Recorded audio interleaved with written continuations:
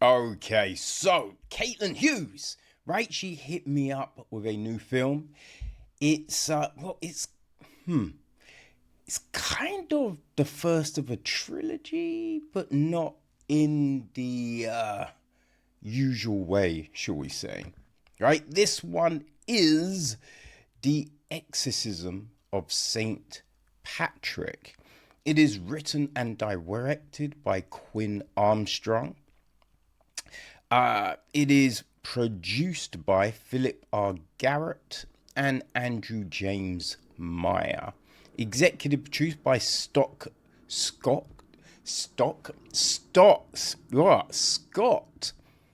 Donnelly and Aaron Mack. Associate produced by Chris Hain. Sidney Lawson took care of cinematography. Kiera Burton edits the piece.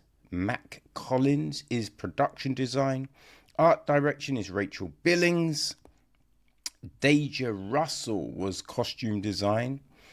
Hair makeup, special effects makeup. We have David Greathouse, Jack Izekrit Lehart, and Deja Russell. And our cast, right? So Father Patrick is played by Steve Pinder. Young Patrick, right? Our teen is played by Michael J. Cline. His father, Kai, is played by Jim Azavalandri. His mother, Deb, is played by Lisa Kofi.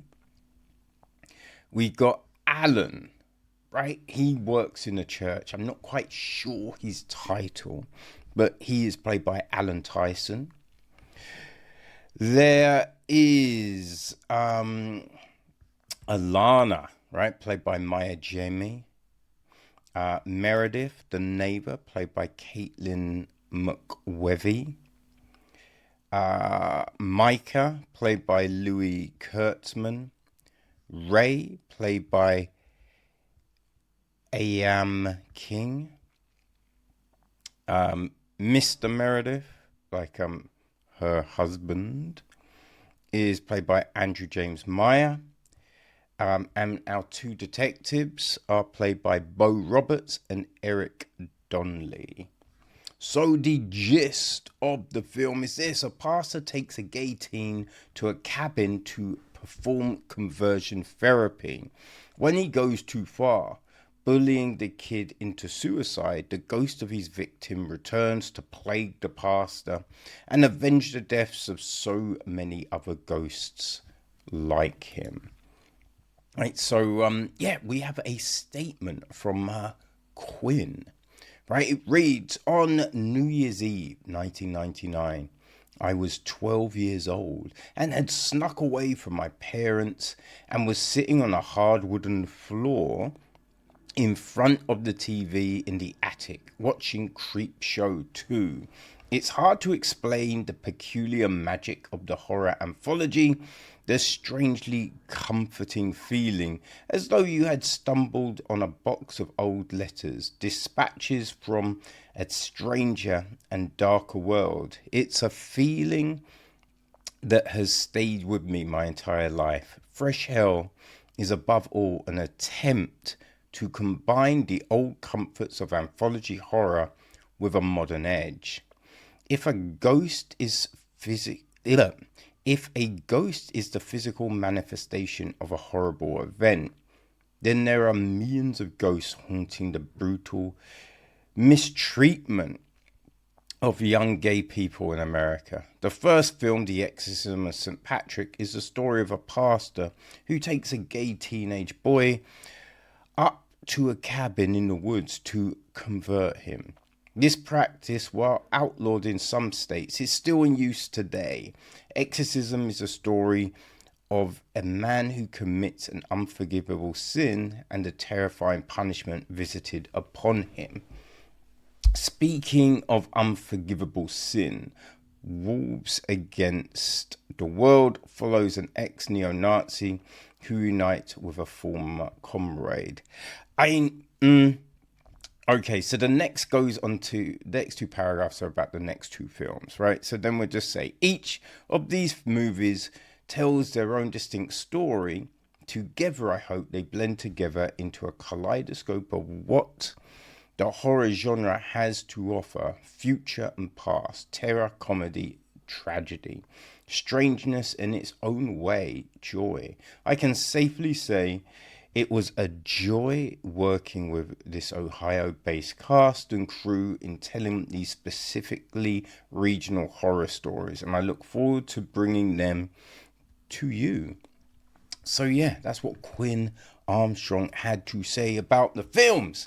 Now, with the Exorcism of Saint Patrick, we start off, and there's this girl, right? You can see that she is not doing well, right? She's in some sort of predicament.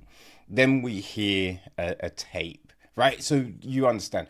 Oh, yeah, it's a conversion therapy situation, and yeah, you're not quite sure where we're left with that.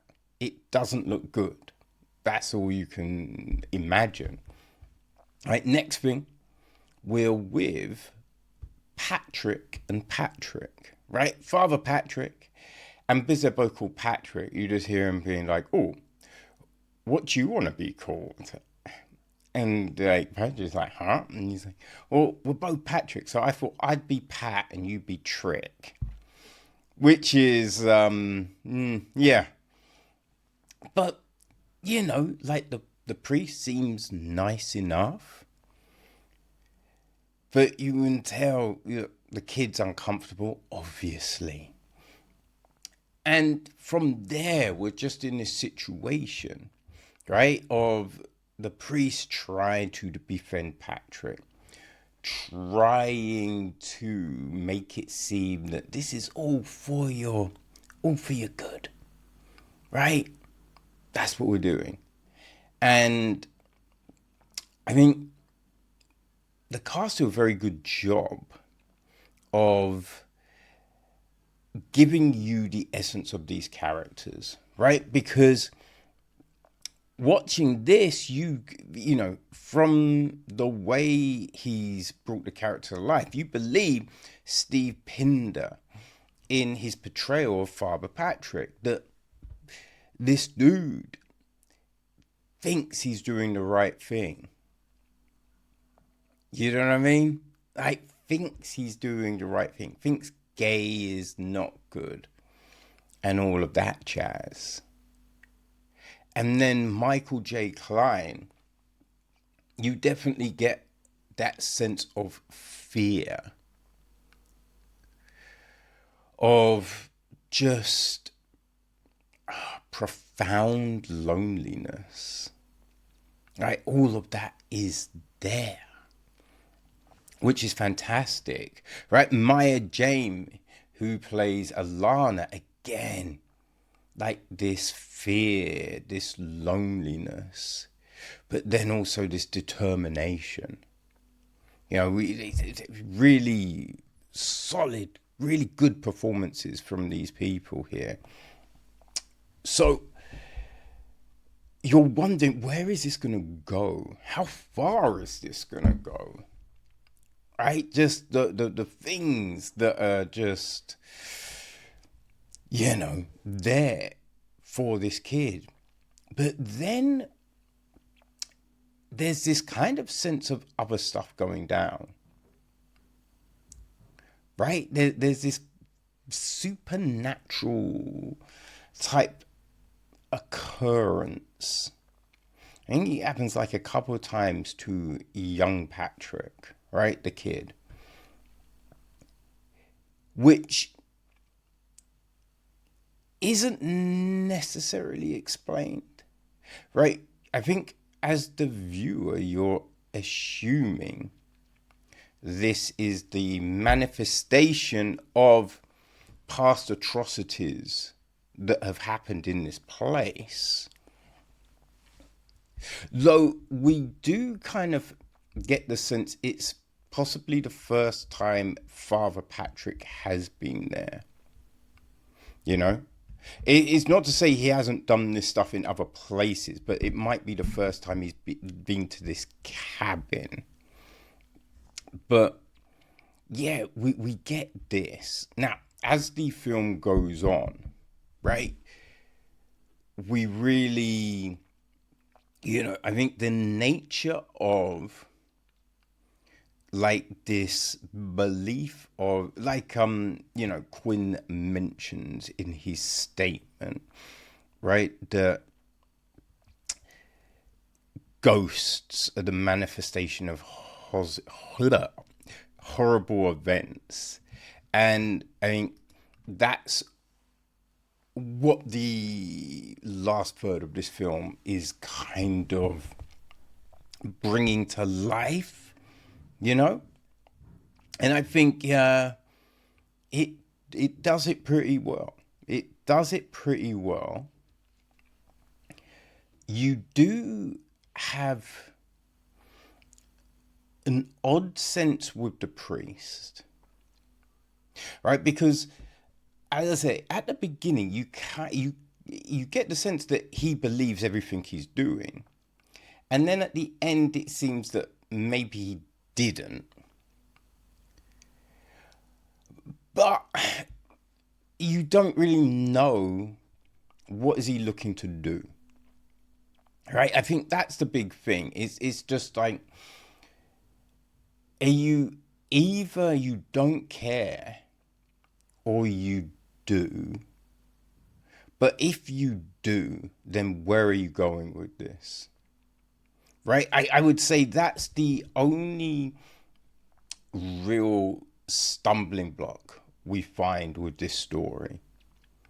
Just with the priest's kind of convictions at the end. Now, then what happens is, we get very dark. We get very dark. And I guess the end also gives us clarity on the beginning. But then you still go, but does it? Right? You're still not quite sure, which I'm not mad at. Right? I'm not mad at. There is a thought about young Patrick's parents, The police scene is a bit like, because, yeah, no one's allowed that close. You know what I mean? But it is what it is. It's one of those things that you're just like, okay, that's fine. That's fine. I ain't mad at that. Right? But it's definitely an interesting film. We've had a lot of films dealing with conversion therapy.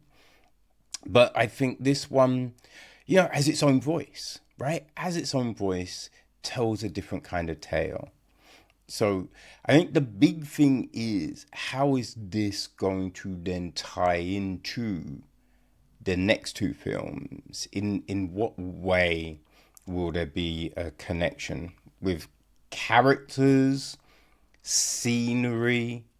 You know what I mean? Like, what's the synergy here? So that's going to be interesting to see. But as an opening salvo, right, the Exorcism of Saint Patrick, not bad.